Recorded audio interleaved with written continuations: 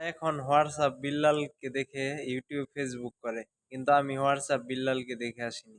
আমি আরো 3 বছর আগে থেকে ফেসবুক ইউটিউবে ভিডিও বানাই, কিন্তু রেগুলারই মেনটেন করতে পারি নাই। অনেক সময় ভিডিও করছি, অনেক সময় করি নাই। যখন ভালো লাগছে তখন করছি। তো এইভাবেই নিজেকে আস্তে আস্তে নিচের দিকে নিয়ে গেছি, উপরের দিকে ওঠাতে পারি নাই। উনি হয়তো বা অনেক চেষ্টা করছে, নিজের পরিশ্রমটা দিতে পারছে, যার কারণে অনেক আগেই সফলতা পাইছে।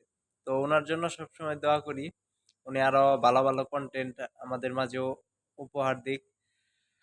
তো আপনারাও যারা নতুন চেষ্টা করতেছেন, নিজের প্রতিভার জানান দিন।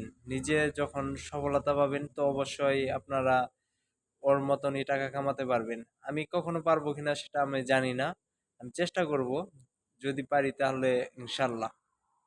তো ওইটুকুই। যারা যারা হোয়াটসঅ্যাপ বিল্লালকে দেখে অনুপ্রেরণা হয়ে ফেসবুকে করতেছেন, ভিডিও করতেছেন, তারা তাকে দেখে লাভ নেই। সে কামাচ্ছে, কামাবেই, আপনার শুধু দেখতেই হবে। তো আপনি যদি চান তাহলে আপনার রেগুলার কাজ করেন, সব সময় ভিডিও আপলোড করেন নিজের মতো করে। আমার মতো পিছিয়ে বললে হবে না, নিজের মতো করে কাজ করেন, তাহলে অবশ্যই আপনিও সফলতা পাবেন।